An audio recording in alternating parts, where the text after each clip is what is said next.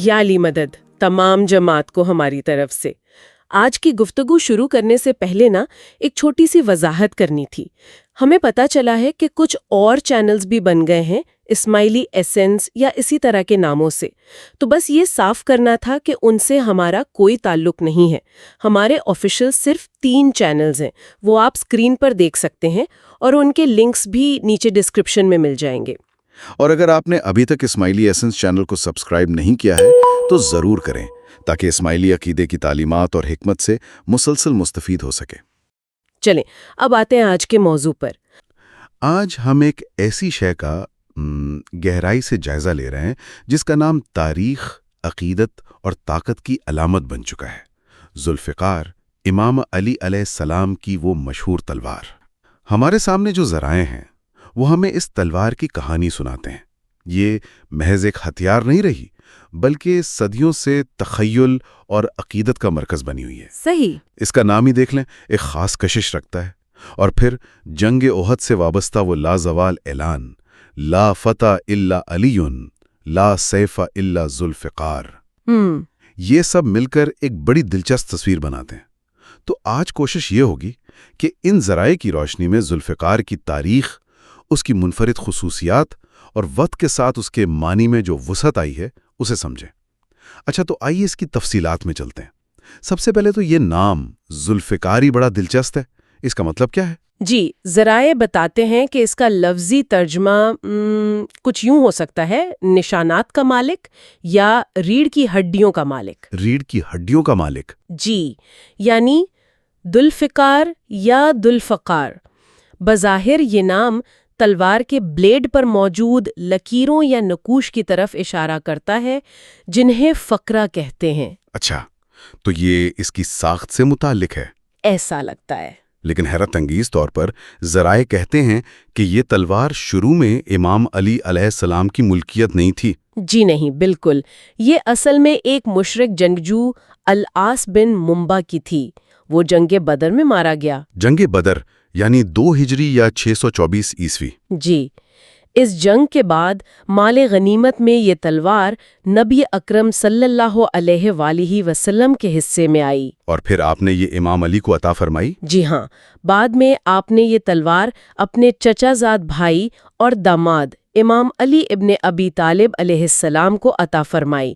یہ تحفہ بذات خود ایک بڑا اہم واقعہ ہے۔ بالکل، اور یہ نام ذوالفقار، جس کا مطلب فقرات کا مالک ہے، خود اس کی ساخت سے جڑا ہو سکتا ہے۔ اچھا، جب ہم اس کی ظاہری شکل و صورت پر بات کرتے ہیں تو جو تفصیلات ملتی ہیں وہ ایک غیر معمولی تصویر پیش کرتی ہیں۔ ذرائع بتاتے ہیں کہ یہ 2 دھاری تھی، یعنی شفتان۔ 2 دھاری؟ جی، جس کی وجہ سے یہ کاٹنے میں زیادہ مؤثر ہو سکتی تھی۔ اور پھر اس کے بیچ میں ایک ابری ہوئی لکیر یا پشتارا جسے عمود کہتے ہیں وہ بھی تھا۔ اچھا، تو یہ مضبوطی اور توازن کے لیے؟ بالکل، یہ نہ صرف اسے مضبوطی دیتا تھا بلکہ توازن بھی فراہم کرتا ہوگا۔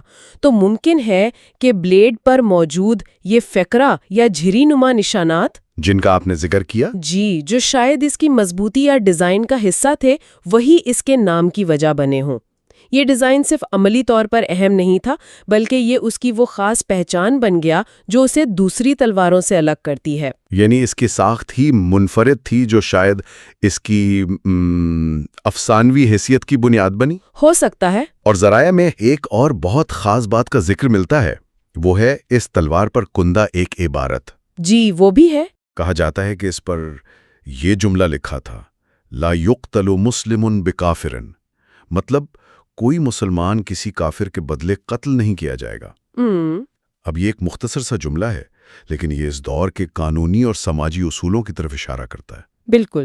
ہمارے ذرائع اس کی گہرائی میں تو نہیں جاتے کہ اس کا اطلاق کن مخصوص حالات پر ہوتا تھا، لیکن تلوار پر ایسی قانونی نوعیت کی عبارت کا ہونا یہ خود غیر معمولی بات ہے۔ یقیناً، یہ نقطہ بہت اہم ہے۔ تلوار پر ایسی تحریر کا ہونا اسے محض ایک ہتھیار سے بڑھ کر کسی ضابطے یا آپ کہہ لیں قانون کی علامت بنا دیتا ہے۔ جی، تو یہ صرف جنگ کا اوزار نہیں بلکہ کسی اصول کی علم بردار بھی نظر آتی ہے۔ بالکل، اور پھر اس تلوار کی اصل شہرت اور اس کا وہ لافانی تشخص، وہ تو جنگ احد کے واقعات سے جڑا ہوا ہے۔ جنگ احد، وہ تو مسلمانوں کے لیے بڑی سخت آزمائش تھی۔ بہت زیادہ۔ ایک مرحلے پر جب جنگ کا پانسا پلٹتا ہوا محسوس ہوا اور کچھ مسلمانوں کے قدم اکھڑ گئے تو امام علی علیہ السلام نے غیر معمولی جرأت اور استقامت کا مظاہرہ کیا۔ جی، تاریخ میں اس کا ذکر ہے۔ وہ نہ صرف خود ثابت قدم رہے بلکہ نبی اکرم صلی اللہ علیہ وآلہ وسلم کے گرد حفاظتی حصار قائم کر دیا۔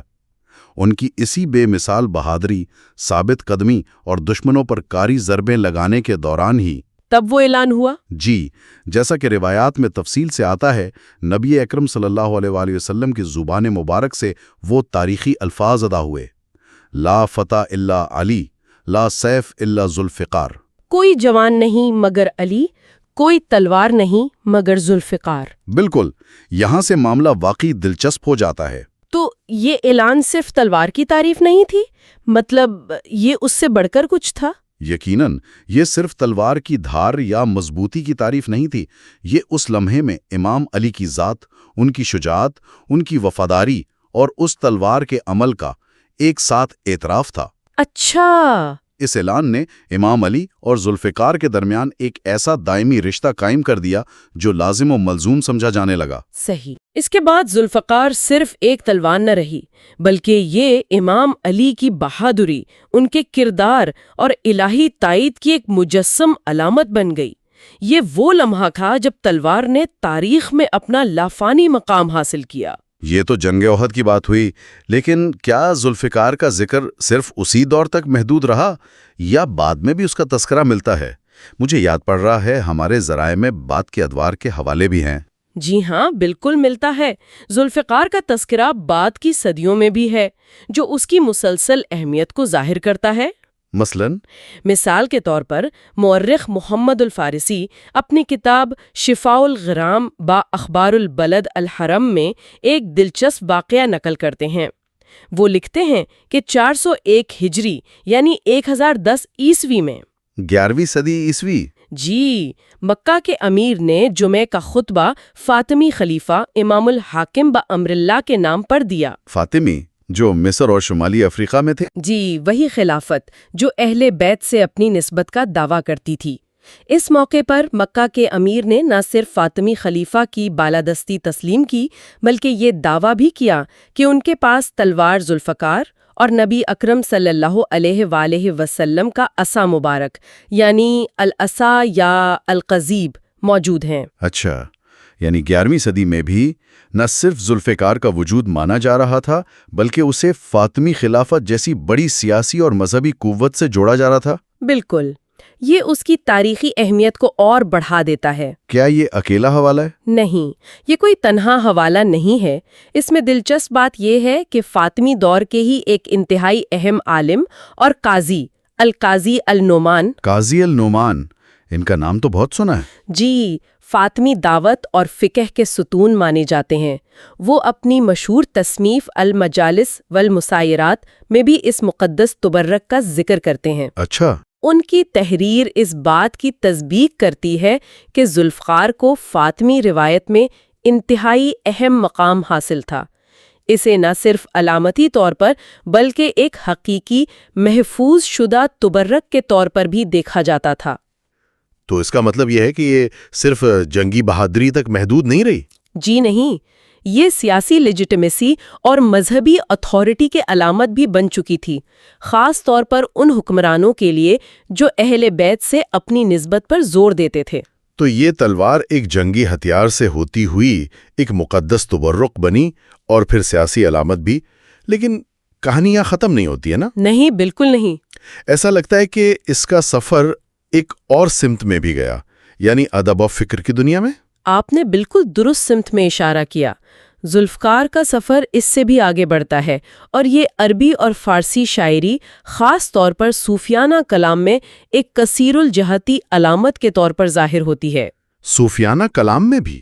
جی، یہاں آ کر یہ محض جسمانی طاقت یا تاریخی تبرک نہیں رہتی، بلکہ اس کے معنی میں گہرائی اور وسعت پیدا ہوتی ہے۔ اسے الہی روشنی، انصاف، روحانی بصیرت اور حتیٰ کہ عشق حقیقی کے استعارے کے طور پر بھی استعمال کیا جانے لگا۔ یہ تو بہت ہی دلچسپ ارتقاء ہے۔ کیا اس کی کچھ مثالیں ہمارے ذرائع میں ہیں کہ کس طرح شعراء نے استعمال کیا؟ جی بالکل. اگر ہم اسے وسیع تناظر میں دیکھیں تو یہ ادبی تبدیلی بہت معنی خیز ہے. ایک شاندار مثال مشہور صوفی شاعر ابن الفارس کی ہے. ابن الفارس، ان کا انتقال 13ویں صدی میں ہوا تھا نا؟ جی، 632 ہجری یعنی 1235 عیسوی میں. وہ اپنی ایک مسٹیکل نظم میں کہتے ہیں، ذوالفقار ہمیشہ اس محبوب کی کاٹدار نگاہ ہے اور میرا غریب دل امر اور ہائی کے مانند ہے. امر اور ہائی یہ کون تھے؟ یہ ان دو مشہور جنگجو دشمنوں کی طرف اشارہ ہے جنہیں امام علی علیہ السلام نے میدان جنگ میں قتل کیا تھا. اچھا، تو ابن الفارس اس تاریخی واقعے کو ایک گہرے روحانی استعارے میں بدل رہے ہیں. وہ کہہ رہے ہیں کہ جس طرح ذوالفقار نے امام علی کے دشمنوں کو نیست و نابود کیا، اسی طرح محبوب حقیقی یعنی اللہ کی ایک نگاہ عاشق کی انا اس کے نفس کو فنا کر دیتی ہے.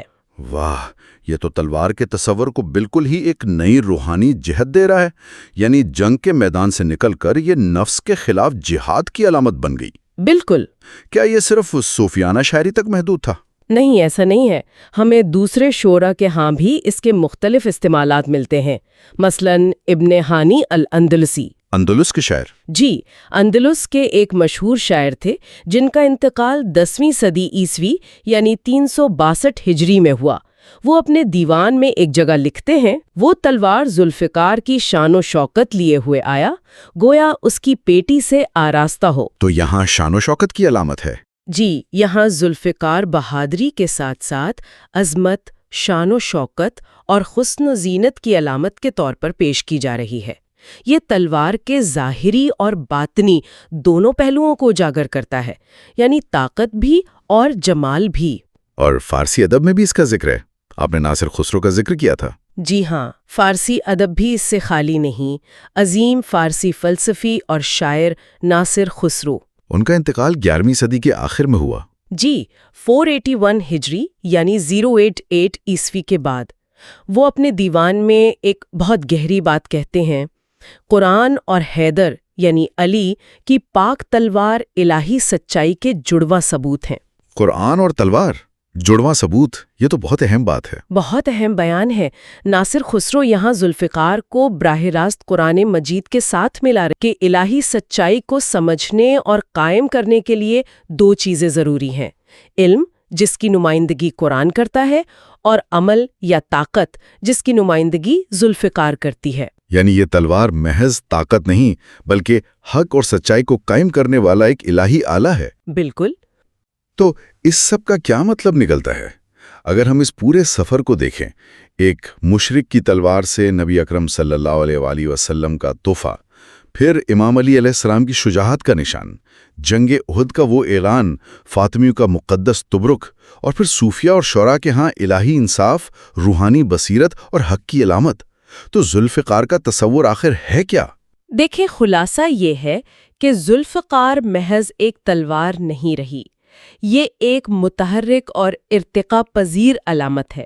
یہ الہی اختیار کی نمائندگی کرتی ہے جو نبی اکرم صلی اللہ علیہ وآلہ وسلم سے امام علی علیہ السلام کو منتقل ہوا. ٹھیک.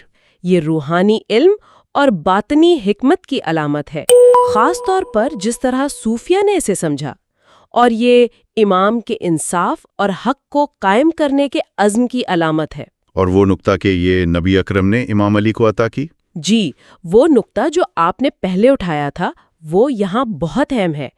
یہ تحفہ صرف دھات کے ایک ٹکڑے کا نہیں تھا، بلکہ یہ دنیاوی جرت یعنی شجاعت اور روحانی دانائی یعنی حکمت دونوں کی منتقلی کی علامت بن گیا. اچھا. گویا ذوالفقار کی دو دھاریں ایمان اور عقل یا علم اور عمل کی نمائندگی کرتی ہیں، جو مل کر جہالت اور ناانصافی کے اندھیروں کو کاٹتی ہیں. اور ذرائع میں یہ بھی اشارہ ہے کہ خاص طور پر اسماعیلی فکر میں اس کی علامتی حیثیت بہت گہری ہے. کیا اس پر کچھ روشنی ڈال سکتی ہیں؟ جی، ذرائع بتاتے ہیں کہ اسماعیلی روایت جو تشیع کی ایک اہم شاخ ہے اور جس کا فاطمی خلافت سے گہرا تعلق رہا ہے، وہاں ذوالفقار کی باطنی یا علامتی تشریح پر خاص زور دیا جاتا ہے. کس طرح سے؟ وہاں اسے اکثر ظاہر اور باطن یا شریعت اور طریقت کے امتزاج کی علامت کے طور پر دیکھا جاتا ہے۔ امام جو بے وقت دنیاوی رہنما اور روحانی پیشوا ہیں، ان کے لیے ذوالفقار علم اور عمل دونوں کی طاقت کی نمائندگی کرتی ہے۔ علم اور عمل دونوں؟ جی، جس سے وہ انصاف قائم کرتے ہیں اور ہدایت فراہم کرتے ہیں۔ اس تناظر میں ذوالفقار محض ایک تاریخی ورثہ نہیں، بلکہ امامت کے منصب اور اس کے فرائض کی ایک زندہ علامت ہے۔ تو یہ واقعی ایک گہرا اور کثیر الجہتی موضوع ہے۔ بالکل درست کہا۔ یہ تلوار امام علی علیہ السلام کی لازوال شجاعت کی یادگار بھی ہے اور ان سے منسوب عدل، حکمت اور روحانی بصیرت کی علامت بھی۔ اس کی کہانی ہمیں بتاتی ہے کہ کس طرح ایک مادی شے وقت کے ساتھ ساتھ گہرے معنی اور اقدار کا مجموعہ بن سکتی ہے۔ بالکل، اور یہیں سے یہ ایک اہم سوال کو جنم دیتا ہے۔ اچھا، اگر ہم ان تمام ذرائع کی روشنی میں دیکھیں تو ذوالفقار عمل جیسے جرأت، انصاف کا قیام، اور علم جیسے حکمت، سچائی کی پہچان، ان کے کامل امتزاج کی نمائندگی کرتی نظر آتی ہے۔ دو دھاری تلوار۔ جی، شاید طاقت کے متوازن استعمال کی علامت۔ تو آج کے دور میں جب قیادت کو سمجھنے، سماجی انصاف کے لیے جدوجہد کرنے یا پیچیدہ چیلنجوں کا سامنا کرنے کی بات آتی ہے، وہ تمام حالات جہاں مؤثر عمل اور گہری بصیرت دونوں کی بے وقت ضرورت ہوتی ہے۔ جی، تو یہ متوازن طاقت کی قدیم علامت ذوالفقار ہمارے لیے کس طرح متعلقہ ہو سکتی ہے؟ یہ صرف ماضی کا قصہ نہیں، بلکہ شاید اس میں آج بھی ہمارے غور و فکر کے لیے بہت سے سبق پوشیدہ ہیں کہ حقیقی طاقت کا سرچشمہ کیا ہے اور اسے کیسے استعمال کیا جانا چاہیے۔